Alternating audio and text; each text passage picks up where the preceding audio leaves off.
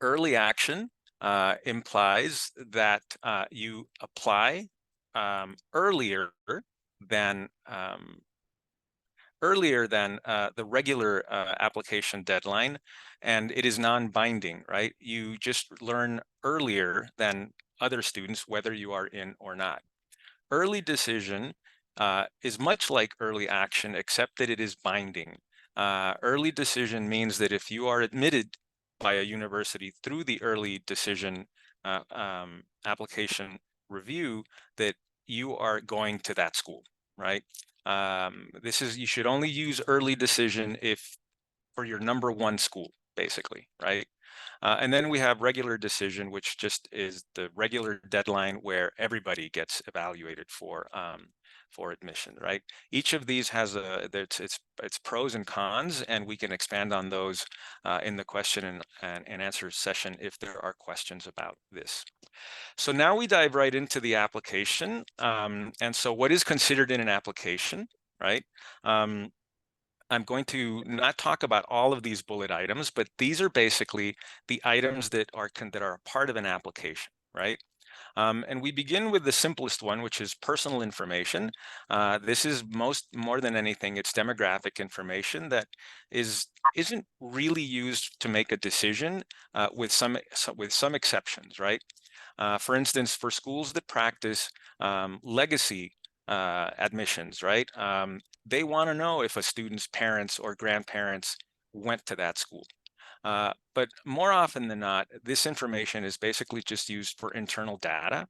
We want to know how many first-generation students we have so we can target them with programs we have for first-generation students, right?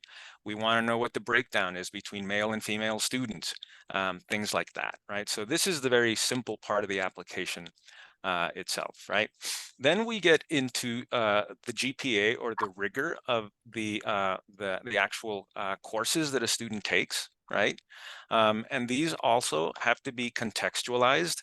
Some schools have 10 AP classes, some schools only have 5, right? And so an admissions team has to be aware of that so they can properly weigh a student's listing of or how many classes they took in the AP or honors sections, right? So of the things that are listed here, it is important to note the difference between weighted and unweighted.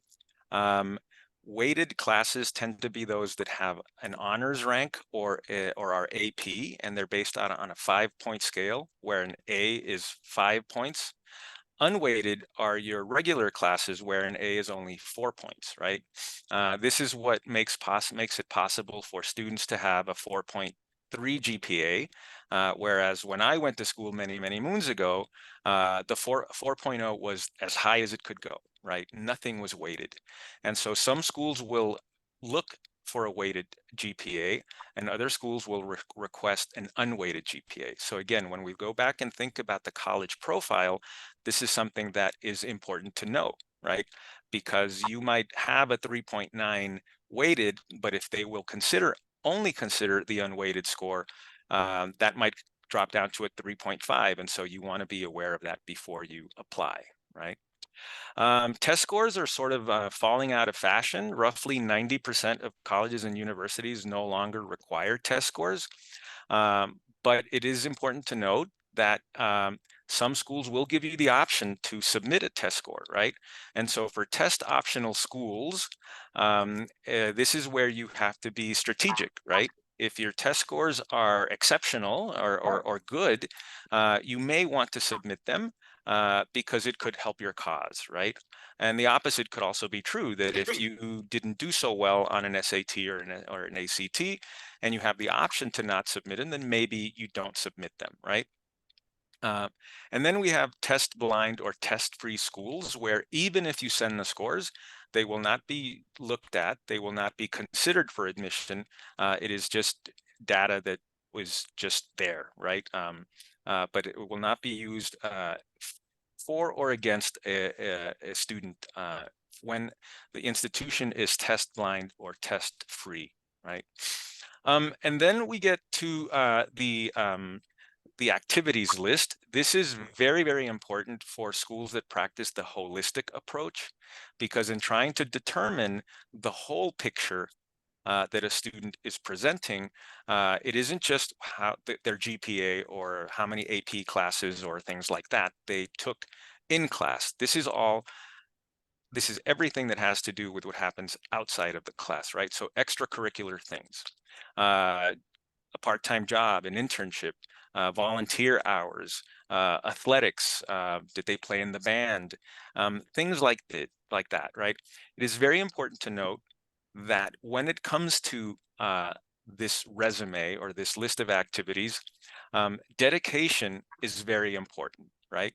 An admissions committee can tell if a student joined 20 clubs the fall of their senior year, and that doesn't carry as much merit or weight as the student who has been in 2 clubs for 4 years consistently, right? Not only that, but odds are that the student that has been there longer might even have leadership positions, right? Which is again something that is important, right? That demonstrates dedication to an organization. And so things like that are very, very important, right? Something to note that isn't often thought of as an activity are family responsibilities, right? There are many, many students, especially during the pandemic, who basically had to take care of younger siblings, right? Or grandparents. Those things, again, don't show up on your transcript. And we might think that, how do we list that as in our resume?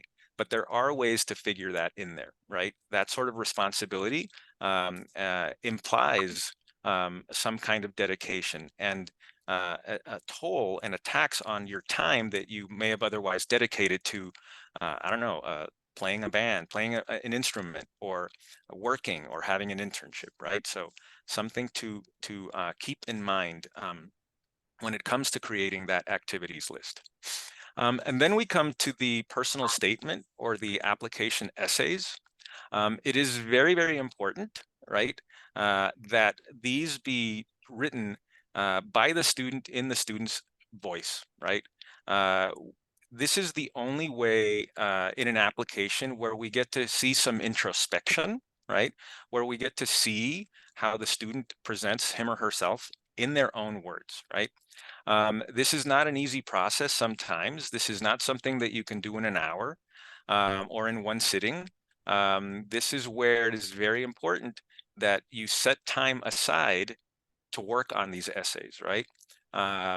The more readers you can get involved, the more drafts that you can have, the better the final product, right? And so this is where a student really sets him or herself apart from everybody else, right? 2 students might have the same GPA, but the essays are not going to be the same, right? And so this is something that will require very careful thought and enough time to make sure that it is exactly the way that it presents the student exactly the way the student wants to be presented, right? So personal essays are very, very, very important. I will say that not all schools require personal statements, right? So that's also something to consider as you look at a college's profile, right? When you start to look at their applications, what do they require? And not every school requires a personal essay, right? Supplemental information. Most applications like the Common App or the UC system application will have supplemental questions that require very short responses, usually about 100 about 100 words. words. Sometimes Sometimes even even less than that. I'm getting a slight echo, and I don't know why that is. Um, but this supplemental information is also important because this is where a important because student this is where can explain any sort of circumstance that maybe can be considered if a student had a bad semester, for instance, right? This is where a student can explain that in his or her own words.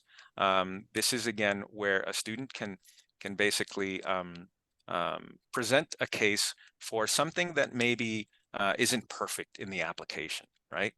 Um, And then we come to letters of recommendation. Again, not all schools will require letters of recommendation. Most schools that do require them will require 2.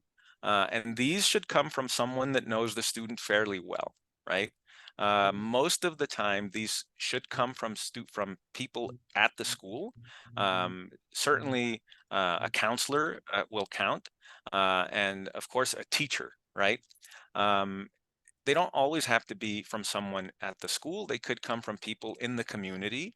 Maybe if they worked or had an internship, somebody from that location could write a letter of recommendation. The most important thing to remember is that they cannot come from a family member, and they have to be written by people who genuinely know the student to some degree, right? Because those are the people that will be able to write with examples and with evidence of a student's character or their dedication, their integrity, any sort of skills they might have.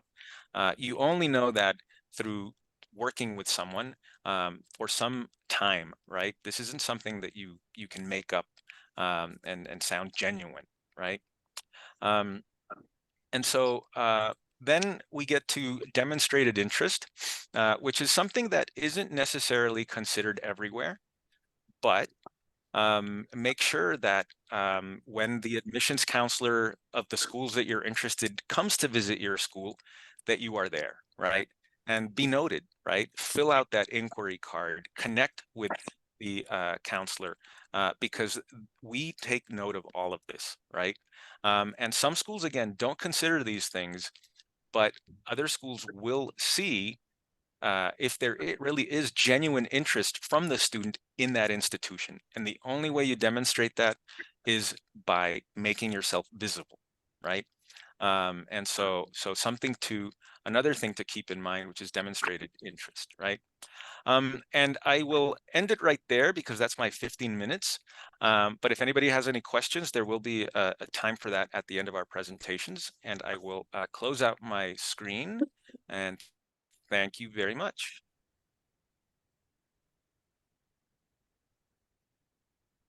Thank you, Jose. Yeah, I've been trying to admit people late coming.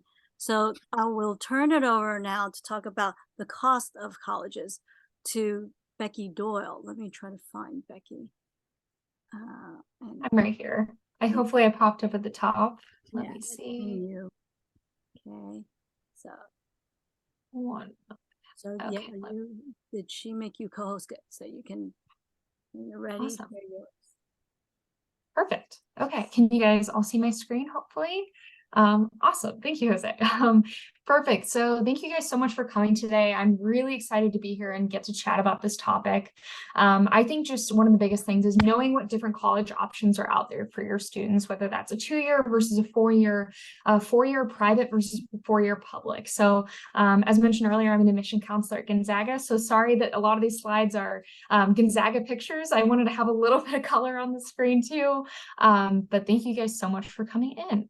Awesome. So first things first, I think let's just start with like the basics of difference between public university and a private university. Just to start off, I think something that wasn't really explained as I was the first person in my family to go to a 4-year university.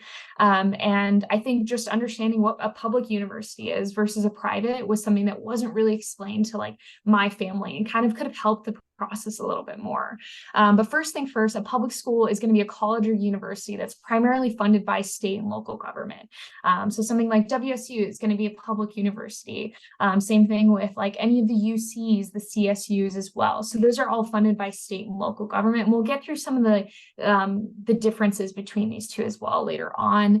And also a private university. So that's a college or university that's often operating as an educational nonprofit. So that's something like Gonzaga University. And we rely more on tuition and endowments for our funding rather than like from local and state government too.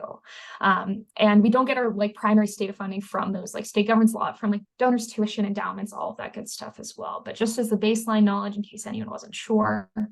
But a couple differences between 4-year universities, and then I'll get into like cost of attendance and like what that looks like at each school.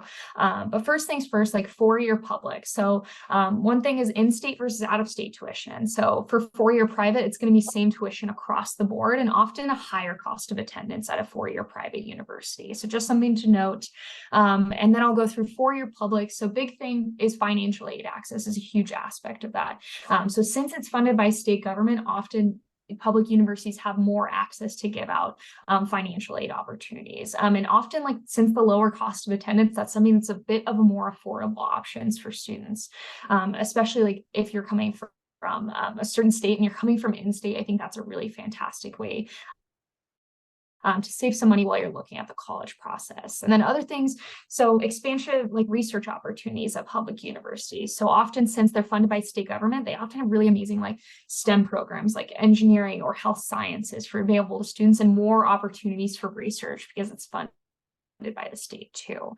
But other things like a large alumni network, larger athletic programs, and then a lot more different class offerings and major offerings based on those too.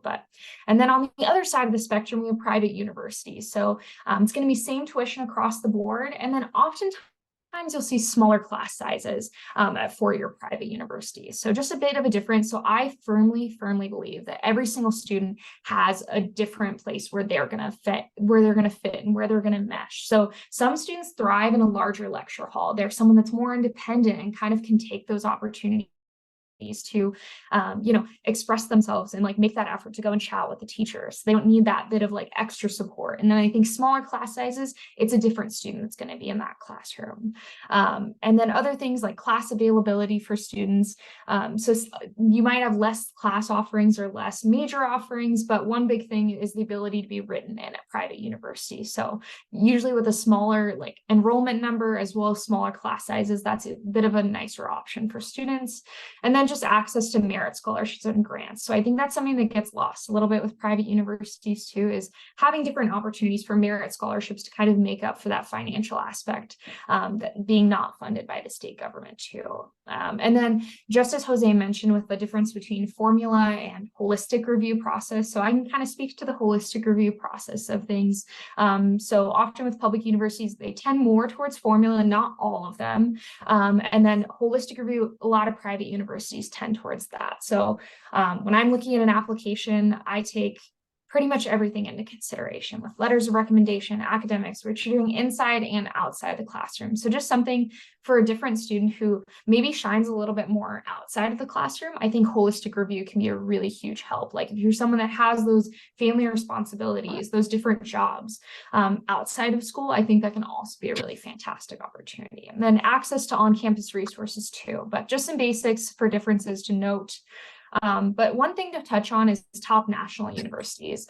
So there's a pretty healthy mix of like public and private universities in these top universities that we're looking at. So this is from the US News, US News report of like the best colleges in America. So just the rankings of that. So I say this to parents because I think that that's something that, some people tend more towards private universities, some people tend more towards public universities, but there's all great options for the right student when you're looking at colleges. So just taking your time to like think through what is the better environment for my student, as well as like what financially is going to be in the cards for us too. But I firmly believe there's a right place for every single student that walks through a door. So we'll talk a little bit about that too. And then also talking about, you guys are in an amazing state for like public universities. So these are some of the top colleges and public colleges and universities in the nation. So as you can see, a lot of UCs are up there too. So really amazing for your guys' state, especially with that in-state tuition payment as well. But just something to know that there are a lot of public universities that have really great programs for students, and as well, like, a lot of these are on the California side of things too, which I think is really fantastic. I'm from Southern California originally, and I just remember growing up with all these amazing UCs, CSU options available to students, to make sure you're getting like the financial aspect of things in line, as well as like a great college education for students too. And then 2-year versus 4-year. I won't go too much into the weeds with this because I think a lot of you already probably know some of the difference between 2-year colleges and 4-year universities. So 2-year, just a basic associate's degree is going to be the degree attained for those. And then they're also really great for trade and vocational focuses. I always talk to students who maybe are like still considering like a little bit of exploring their career options, not super sure about what bachelor's degree might be the right fit for them, or if they even want a bachelor's degree. And for them, I usually chat with them and I'm like, let's talk about maybe going to a community college or a trade or vocational school based on the career options they're looking at. So it can be a really fantastic option for the right student as well. And then lower cost of attendance for community colleges, which I think we'll get into on the next slide as well. But community colleges also have amazing transfer options for four-year universities. So if you have a student that's maybe kind of still picking their brain about what's going to be my next step after high school, kind of thinking about like maybe like 2 years at a community college, saving some money while they figure out that choice. And if they're really not sure, then they can also have that option to go to transfer to a different university as well. I know California has really amazing community college to UC transfer agreements as well for that. And then also educational flexibility, which I think is really important. And what I talked about with that, like if you're maybe like a non-traditional student or something like that, that could be a really cool fit for a student as well. And then four-year, obviously bachelor's degree, generally higher cost of attendance than those community college or two-year university or two-year colleges too. But then some benefits, some increased job opportunities if you go to a four-year university, a variety of majors, and good prep for master's and doctoral degrees. But now getting into like cost of attendance, so kind of the nitty gritty of what we're talking about today, and something that I think we really should chat more about how not just like cost of attendance works and how like you can look into direct costs versus indirect costs, but also how am I going to be paying for this for my student? And what are those options looking like for me as well? And just knowing what's out there is really, really crucial towards the college process as well. And so just some basics about 2023, like what was the average cost of colleges looking at for 2023. But one of the biggest things is residence versus out-of-state tuition. So like I mentioned a little bit earlier, private four-year universities, I'll start with that just because that's where I work right now. And residence versus out-of-state tuition is going to be the same. But overall, generally a much higher cost of attendance at private four-year universities. So yes, they do have their benefits, but there's also going to be usually a higher price tag associated with that.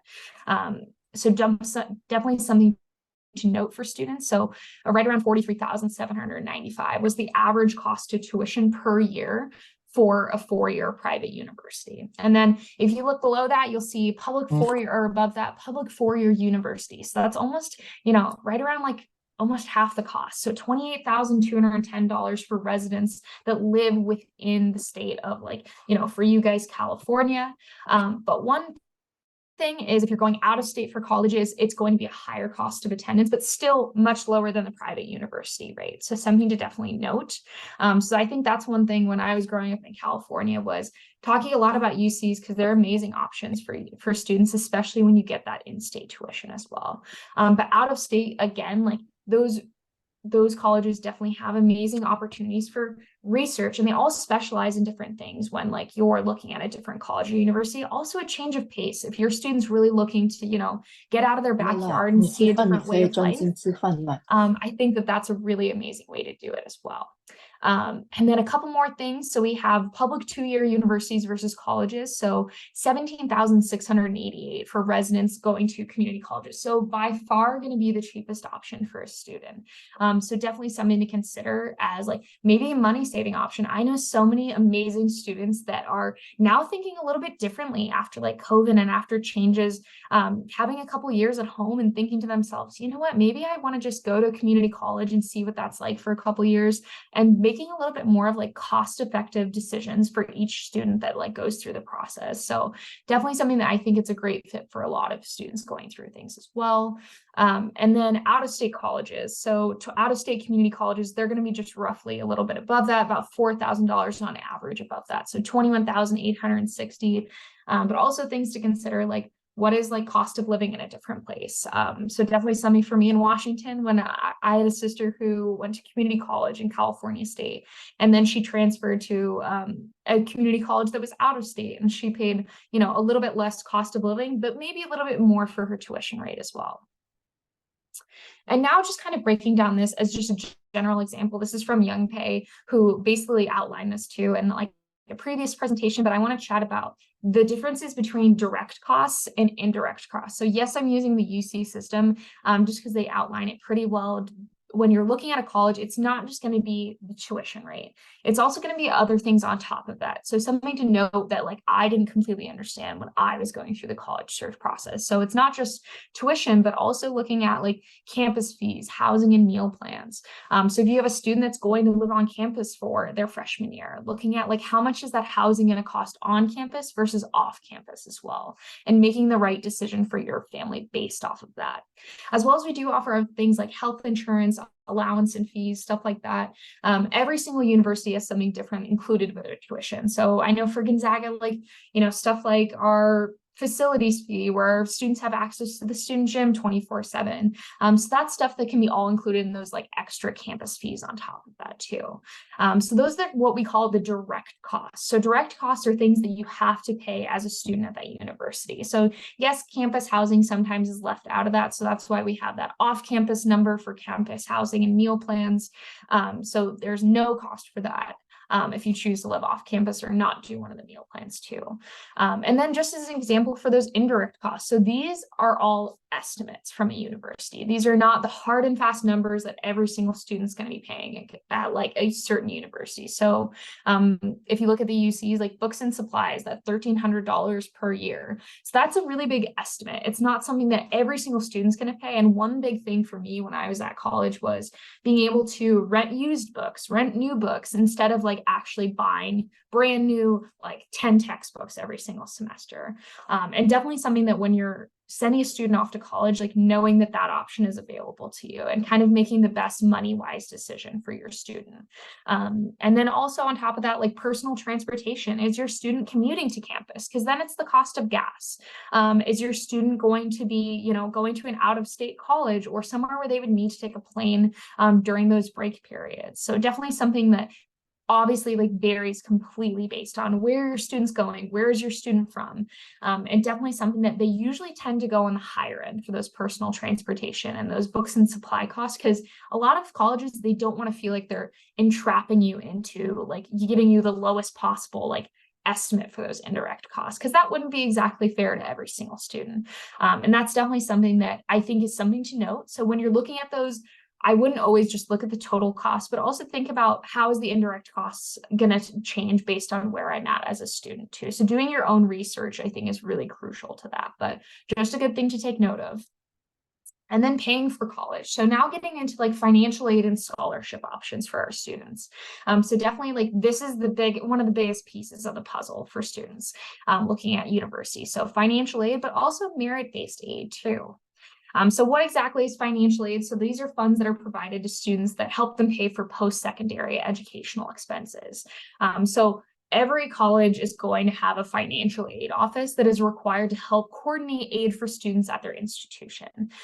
So like Gonzaga has a financial aid office. Jose, I'm sure WSU has a financial aid office that has very, very competent individuals who are not just talking about, financial aid at your university, but also talking about financial aid as a whole. Like as much like confusion is coming up with like the new FAFSA Simplification Act, which I'll talk about a little bit later too. I really want to make sure that students know like those people are there for you as a resource. We want to make sure that you are making the best financially responsible decision for you guys, as well as knowing what options are available to you, especially when families are a part of the picture as well. So just a few things to touch on. So obviously, like I mentioned, grants and scholarships. So there's a difference between what we call like gift aid and then aid that needs to be paid back. So like loans. So grants and scholarships. So gift aid does not need to be repaid. So this is something, if you ever have confusion on a scholarship packet that you're sent from a university or a financial aid package that you're sent from a university, usually those come hand in hand, but making sure that you understand the difference between what is something that I'm going to need to pay back and what is something that is a gift from either the university, from institutional aid, from state aid, which we'll talk on the next slide. But definitely something that these grants and scholarships can often be based on both financial need and merit aid too. So one of the biggest things for my students that I always touch on is please fill out the FAFSA. And we'll get into that later on, but definitely something that there's a lot of scholarships that sometimes your student can't even be considered for if they don't submit that FAFSA. And yes, they might be more based on merit, And if this isn't for every single scholarship that's out there, but there's some that do have a combination of the two. And I know at least for Gonzaga University, we can't consider someone if it's a mixture of the two and they haven't submitted their FAFSA. So definitely something I think in the long run, it helps a student a lot more to at least have those options and then deny that like those loan opportunities if they choose not to take them. And then employment. So a lot of students choose to do work study options or non-need-based student employment on a campus. So this can be a great way to not only get like great work experience while you're at college, but also be saving money at the same time for like paying back like student loans or for like putting that towards your tuition. So money is earned for those based on like an hours worked. So it's basically the same as having a job. So something you can put on a resume as well, but also something that really can help like with that tuition process. So you get a student that really wants to work hard and really wants to help pay off the tuition. I think that's an amazing option that every single student who's offered it should take advantage of. And it can also be applied, just like I mentioned, directly to a student's account. And then loans. So there's federal direct loans from the U.S. Department of Education, but also there's a difference between unsubsidized and subsidized loans. So subsidized loans don't accrue interest while the student is in school. They only start accruing interest after a student graduates. So something to absolutely make sure that you know the difference of which loans you're being offered when you apply to university, because that's something that I was confused about. And I think that's something that really, obviously, if you're someone that is going to be accruing interest, obviously going to be that those subsidized loans with that bit of lag time is going to be a more preferable option for students. And then parent loans are also going to be available. So they're called Parent Plus loans. Not every university offers them. And it's something that it's something where parents actually kind of help out with like the loans that are going through. So something to consider. But I would say I always talk about subsidized loans a little bit more with students, just because I think that's a little bit more of a pliable option too. And other types, so we have veterans education benefits can be a big help in a college admission process and college financials, as well as tuition waivers. So if you're someone that like has high financial need or application fee waivers, that can be a really good source of like saving some money while at college. And then some schools have a family discount if you have like multiple kids going to a school. So I know like us at Gonzaga has that if you have two students enrolled at the same time at Gonzaga. And then there's also income share agreements too for students. And some other sources of financial aid, just basics of where this aid's coming from. So institutional aid, federal aid, state aid for students, and other resources, which I'll talk about, is outside scholarships or loans from another financial institution if you choose to deny the loans that are offered by the university or by federal aid. You can also go and get private loans outside of that. Although we do suggest, like, sometimes the institutional aid and the federal aid that's offered is sometimes a really great offer to take advantage of too. And then sometimes also the agency and like tribal funding can be a big piece of the financial aid package as well. And then FAFSA. So let's talk about it. I have so many students, so many parents that are asking me questions about the FAFSA Simplification Act. So if you don't know already, the FAFSA Simplification Act is changing this year. So it's changing the whole application. So it used to be close to 100 questions on the FAFSA application for each student, but this is basically the application that you need to fill out for each student every single year while they're at college in order to receive financial aid from the federal government to help pay for college. So this past year, so for first year deadlines, we have like a priority deadline at Gonzaga, just as an example. But I will say this, the FAFSA application isn't even expected to be released till late December. So definitely something when you're looking at all of those options, FAFSA application, once it comes out, I would get on filling that out as quickly as you possibly can, because one big thing is we want to make sure that you also have financial aid packages before you have to make that college decision. And that's something that is a little bit stressful with it coming out about 2 months late this year, is we still want to make sure that every student has the opportunity to have that information about financial aid, merit scholarships in their pocket before they make their college decision by May 1st. So definitely something to look at, and definitely something that a lot of students, and especially like here at Gonzaga, we have it, but sometimes there's also appeal forms. If like you get your federal financial aid back and you're looking at it and you're like, this doesn't seem right. So since there's a fewer amount of questions, we're expecting a little bit more of those special appeal forms this year, but it's going to be based on last year's income. So based on your 2022 income. And now instead of it being, it's going to be based on your student aid index for a student as well. But you can also like check a box using the IRS to transfer tax data directly to this form instead of having to fill it out manually, which is going to be helpful for some of our students too. But deadlines and priority dates are going to vary by every single school that you look at as well. But usually like UCs will have the same deadline. CSUs will have the same deadline for FAFSA applications, and definitely something that every university is kind of bearing down the hatches, getting ready for this FAFSA application to come out so we can then evaluate each and every student that comes through for applications. And now talking about the other side of aid that I really want to touch on, it's just brief, but just because I know I'm a little bit over, but merit scholarships is a huge thing at our university specifically, but at many, many universities, as well as not just ones that are offered by your institution, but also ones that are offered by outside scholarship organizations.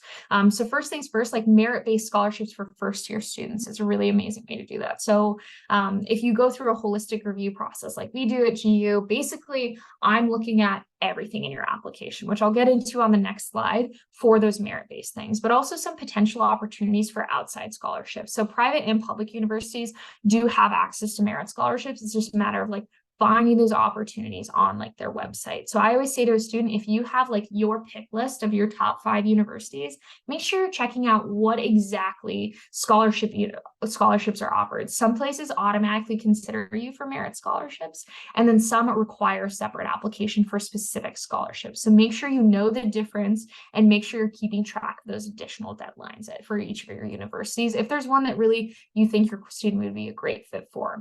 And then outside scholarships. So a lot of universities, they'll accept outside scholarships from local organizations that provide those for extra student aid. But these are just a few potential opportunities that we've heard of at Gonzaga that are really great opportunities for students across the nation. So looking at like, you know, Knights of Columbus, Rotary Club, trade associations, banker credit unions, honestly, like sometimes like the local YMCA has some, but definitely something like looking more locally first for those scholarship options, just because usually students have a better chance of getting those opportunities than those large national search databases. But definitely something that you can really fine tune. There's some that are even as small as like, here, write this essay about, you know, the best, it'd be for like athletes. It'll be like, oh, like write an essay on the best sports moment that you've ever had. So like small things that could like equate to some little bits of money and start chipping away at tuition. But overall, like really different like opportunities. So check out those scholarship search databases for students because they're great.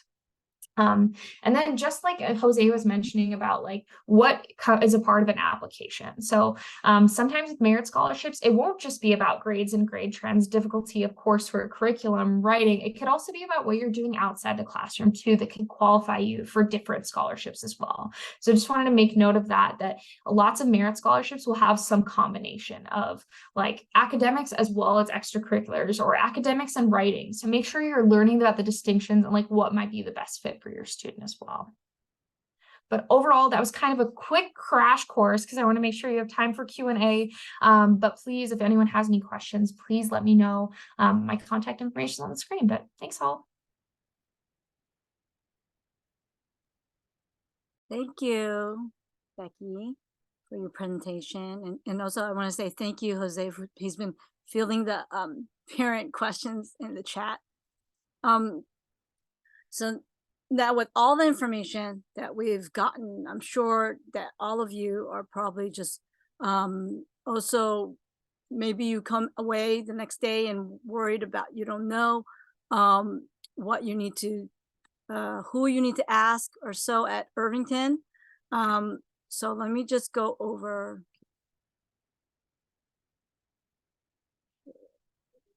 Where's my it's my inbox, it's the wrong thing. Okay. If you have questions at Irvington about the PSAT or SAT exams, again, the coordinator is Mei Feng Howell. That's her email. If you have questions about AP exams or the AP courses at Irvington, Jason Alcoin is the contact there.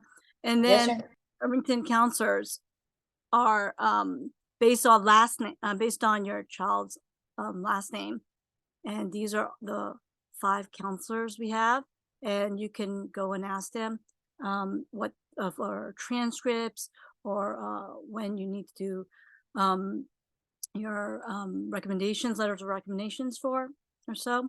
And then we also have our college career specialist at the Career Center who has been setting up different meetings with different colleges.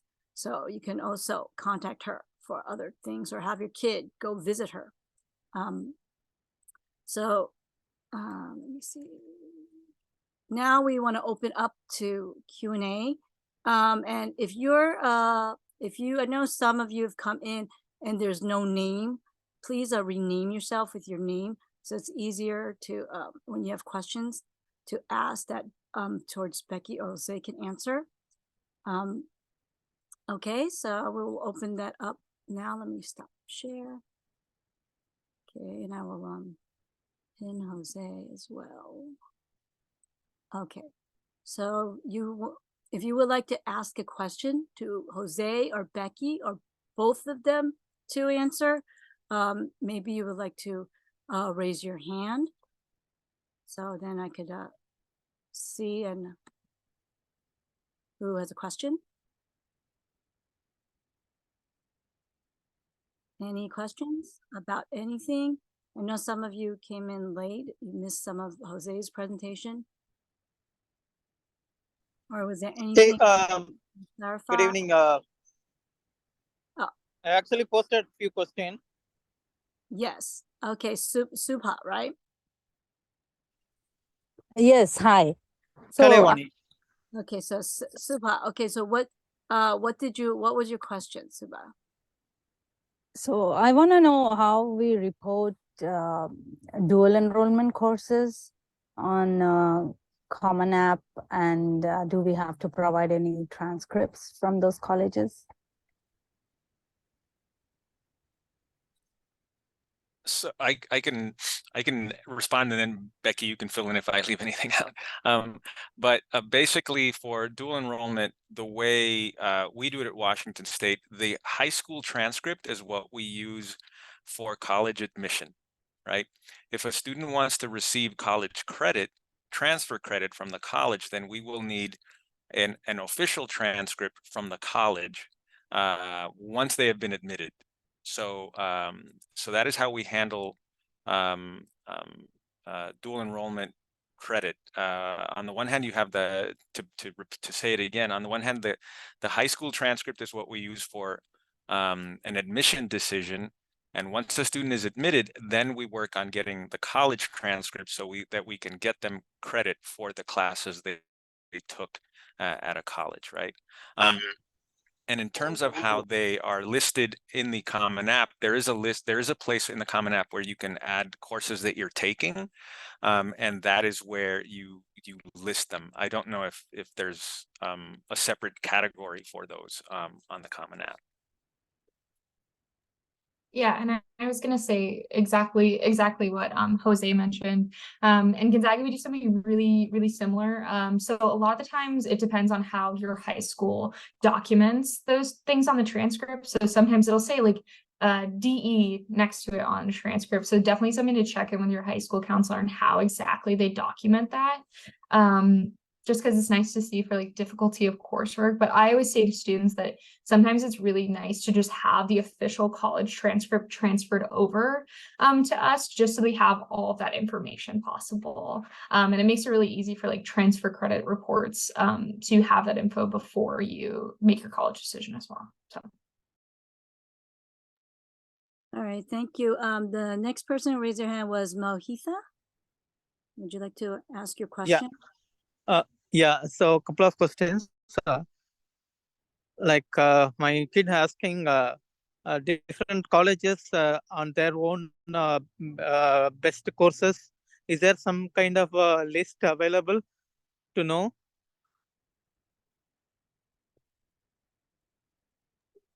A list for what? I'm sorry, can you repeat that? Yeah, on a top-rated colleges, so what are the best courses? Any kind of database can be viewed?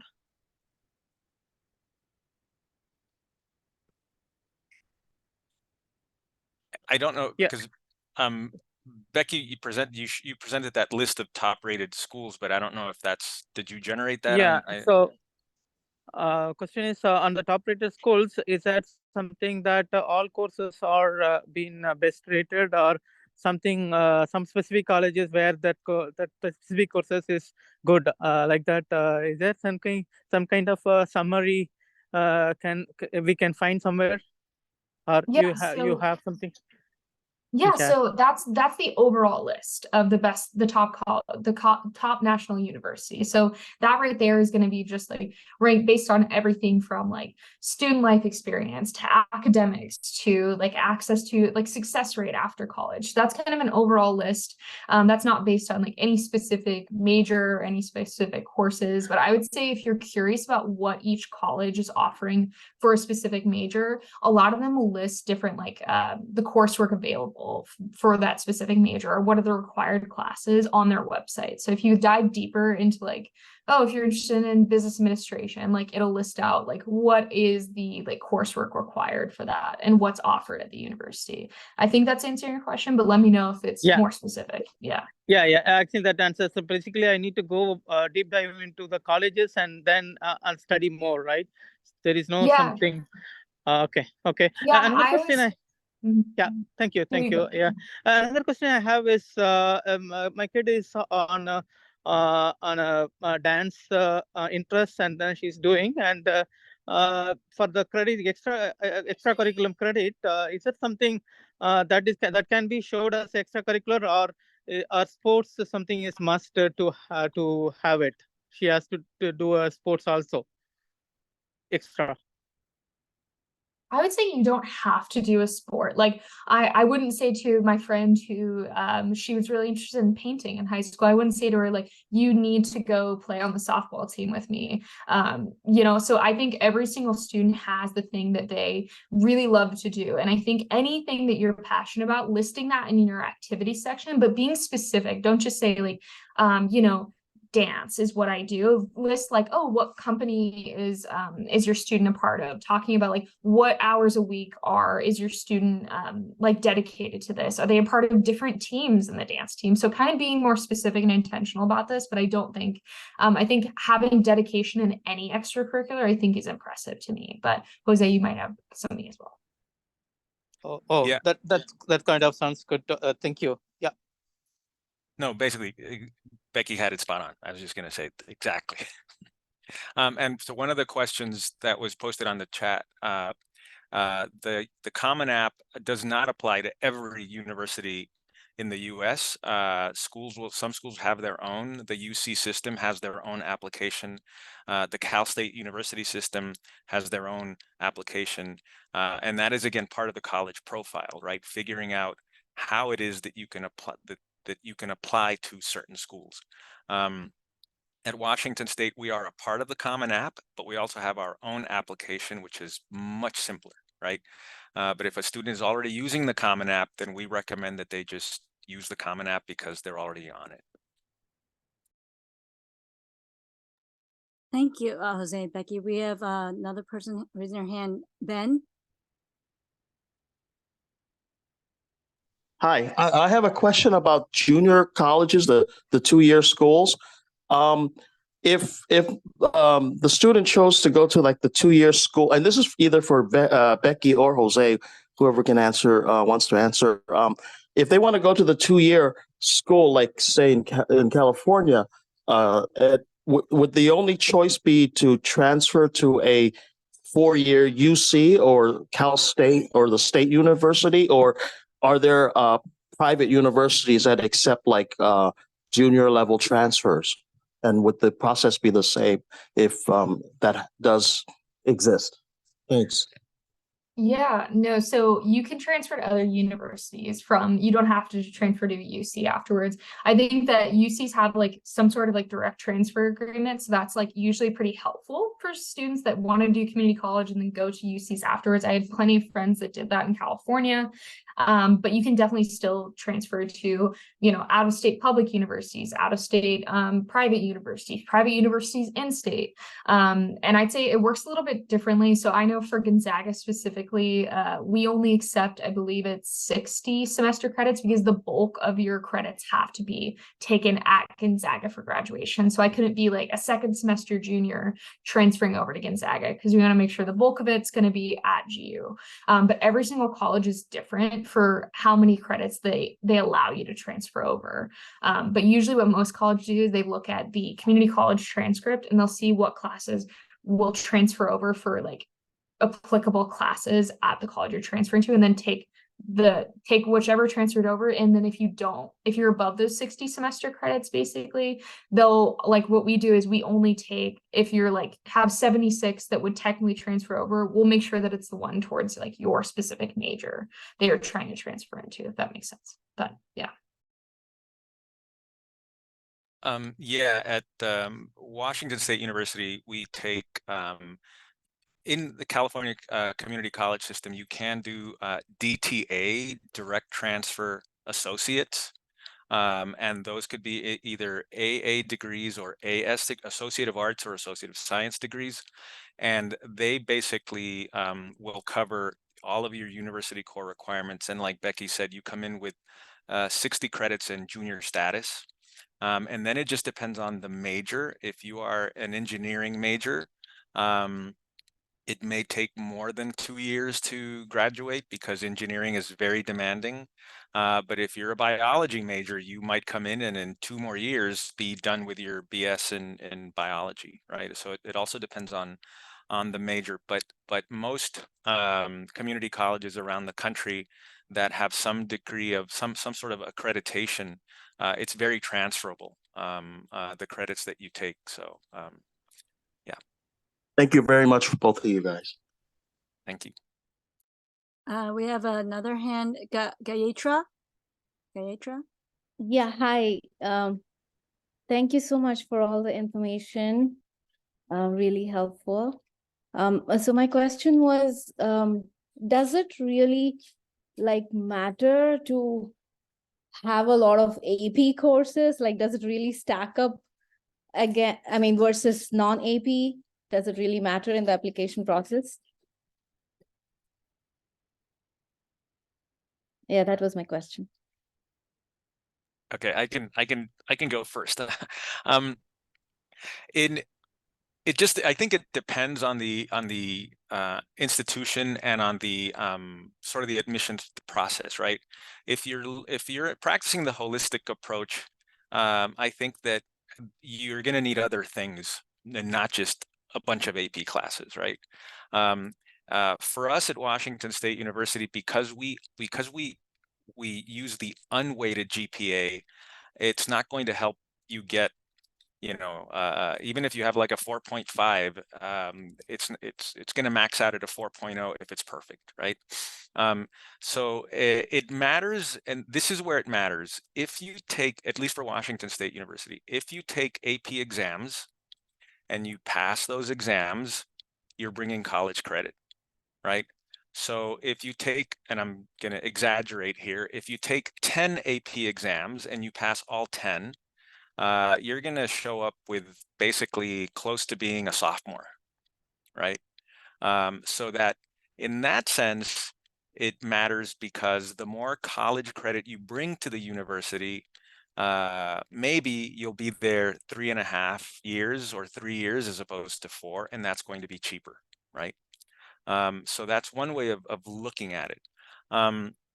But as I said, I think that if you look at the holistic approach, universities want to see more than just a transcript, right? And so if being in AP classes is taking you away from doing extracurricular things, then maybe it's not such a great idea, right? There has to be some balance at some point. Okay. Yeah, makes sense. So it's not really like it's not so crucial at all, like the way we think. It's not for admissions as such. It's mostly just for like college credits is what you're saying. Yeah. Yeah, there does have to be some, we at Washington State, and Becky mentioned this, strength of schedule, right? We want to see that students are challenging themselves, but you don't have to take 10 AP classes to show that you're challenging yourself, right? So there are other ways to show that you're challenging yourself academically, right? And I don't know if Becky wants to add something to that from the Gonzaga perspective. Yeah, no, I was just about to echo what you're saying. Like I say, so we take the unweighted GPA as well, but one thing that we do is we look at how many honors and advanced courses. So for us in the holistic review process, it does matter to us. And just something that one big thing to note though, I don't want to like suggest that every single student should be taking 5 AP courses every single year when they're at high school. That's not what I'm saying. One of the biggest things is a student at a certain point in high school, you know what what your limits are, right? And finding that balance of like, I am still able to, challenge myself and showing that I can challenge myself without, having my grades suffer. So I think sometimes when I have a student that like took 6 APs, but they were like straight, like maybe C's and D's or something like that. That's something to me. I'm like, you know what, like maybe if you scaled back a little bit on the APs, chose a couple that you were more interested in, that could have been like a stronger application in my mind. But overall, like also with seniors, especially, like I think sometimes there's this inkling of like, I need to take 5, 6 honors advanced courses my senior year to really show colleges. But I'm like, also like, you should also be sane having like your senior course load. You should be able to still be involved in like different things, be a leader in your like clubs, activities, sports, any of that big stuff. So definitely something like, yes, I do love to see a student is challenging themselves. And then one other thing to note, the reason why a lot of colleges take unweighted GPAs as opposed to weighted is because not all high schools offer the same amount of honors and advanced courses. So a student that is not taking honors and advanced courses for like me in Washington State, if they're coming from a more rural school that has more limited options, that's different than when I look at a student that goes to a school that has like offers 30 different APs and honors courses, and they chose to not take any of them, but they have the same GPA.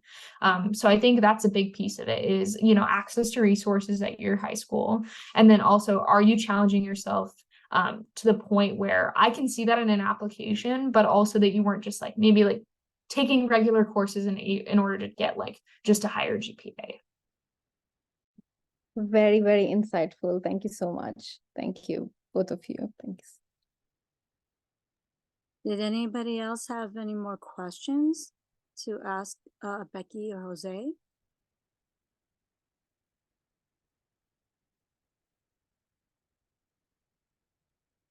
Well, Becky and Jose, I know some parents actually in the chat had asked if the slides can be shared with them. So I don't know. I know Jose, I have a copy of yours, right? Or did you change it? So I don't know if it's able to be shared, just send it to me. And Yeah, no, I actually took out some slides for mine, okay. but ours is on the RAC website, and I can send you the link. And Okay. there's actually they're out in they're public, so Okay. you can definitely look at those. Okay, yeah. And I'll send you the link, and then you can or let me, if I can find it, and I'll post it in the chat bar. Oh yeah, you send me a link too. And Becky, if you could just send me a copy of yours as well. Yeah, so I don't know if there's no other questions, then we can end that. I did want to say if you guys have any other questions for me. This is my contact information. Our next career series will actually be on November 30th, and we are covering the medical career. So the link I sent to all the people who signed up for this career series session, that same link can be used for all of the future career series. So part 2 is on November 30th on the medical career, and I will have 3 doctors speaking on that one. I have one last question. Oh, yes, super. Yeah, go ahead. Yeah. So, as most of the colleges are test optional, how important is it for us to report SAT scores? Are they still gonna look at it, or I know test blind, UCs are test blind, but what about the test optional colleges? Yeah, so definitely looking to see if you're test free, test optional, or test required. So I would say for a lot of universities, what can be helpful is looking at like what is the average SAT score that is coming into university, and kind of like helping that to make your like decision of whether or not your student should submit an SAT score. So I have students that are deciding, and they have a really high GPA, but I would say they have a really high GPA, and sometimes submitting might not reflect their like GPA, their academic rigor, and all that good stuff. So I'd say personally, like what I tell students is like if they have questions, they can just reach out to me, and then I can like best advise them on whether or not to submit to Gonzaga. But that's like our process. I know that's not like every single university that does that. But overall, I think a big piece of it is making sure that it accurately reflects your student's like academics. And sometimes an SAT score might not do that. Sometimes it really helps their application. So that's kind of my stance. Okay, thank you so much. Hi, can I ask a question? Let's see, wait, hold on. Claire raised her hand, and then whoever just spoke, you can ask yours after. Yeah, sure. Oh, okay, I You're just put my question in the chat. So my question is about does the number of how many extracurricular matters? I mean, if you only involve in one extracurriculum, but it requires it requires a lot of time and energy. So is that okay to? I just wonder, does that matter? That because I know some kids just join a lot of different activities, but for my son, he only joined one activity. So does that matter about the number of the? Yeah, that's my question.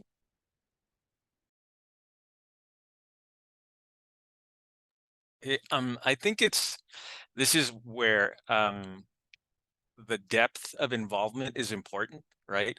And so if your son or daughter is very active in this one organization and has leadership roles, and it requires, I don't know, 20 hours, whatever, however hours a week, that's very important. But I will say that I believe the UC application has in the activities page has a list for 10 items. And so that is where it might be the optics, just how it looks. And so the explanation of the level of involvement for that one activity, I think, needs to be very, very well written, because otherwise it's you have to make use of the space that you're given in the application, right? And so and I would say that when I speak to students that come with similar circumstances, I always like we sit down and we think about other things that they've done. I'm pretty sure that I think you said daughter. I'm pretty sure your daughter does other things.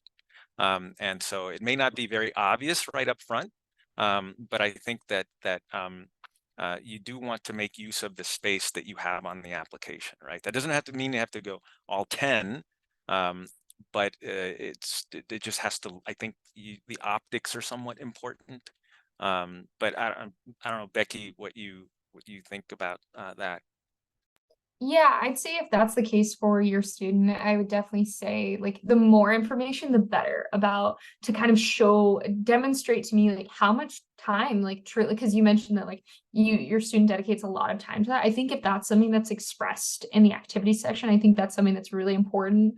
And just as an example, if your student like only does one thing technically, but like when I was in high school, I did volleyball, but I did varsity volleyball at my school, and then I did club volleyball, and I put those as separate things on my application because they were both different time commitments and a large portion of my life. And like I put volleyball coaching in a separate category because that's something else I did for like the middle school team. So just making sure like expanding without, not like, you don't need to list every single skill coming out. And I'm saying like, any like leadership coming out of that, if there's different organizations that you do the same thing for, I think that could be a big piece. But that, like Jose mentioned earlier, you can tell when a student like just is involved in different things, but also not having that depth or that leadership. So to me personally, I find it more important to have depth and leadership in something, or multiple things, whatever that might be, rather than having a bulk of things that maybe you go to it once a month for 45 minutes, if that makes sense. Thank you. Was there another person who said they had a question? Yeah, this is Jigar. Hi, thank you for all the information which you have been sharing. Sorry, I'm driving if there's a background noise. But my question, like both of you put a lot of stress on like leadership and, not everybody is leader. So I wanted to know what kind of advice you have for kids who are like not going to be leading activities, maybe they have involvements, but how do you as a people who are directly involved with admissions kind of weigh such students, and how do you kind of consider them? Is it just the academics? Like what are you looking at? What does a strong profile look like for somebody who has been in class but not been a position holder or something like that?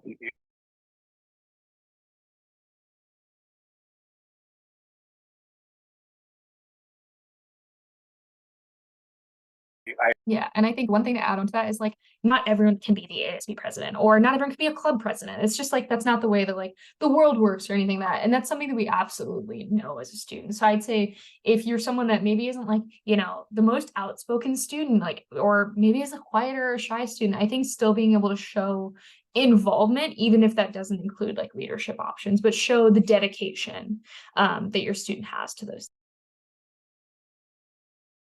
Yeah, I was going to just in support of what Becky said that, if you think of a sports team, there's one captain.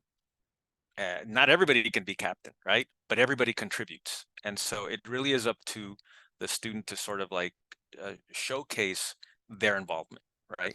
And so I think that that's how you kind of get around that, right? That there are ways to sort of highlight your contribution to an organization and your participation, right?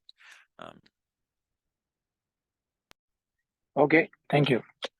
Thank you very much. Is there any other questions?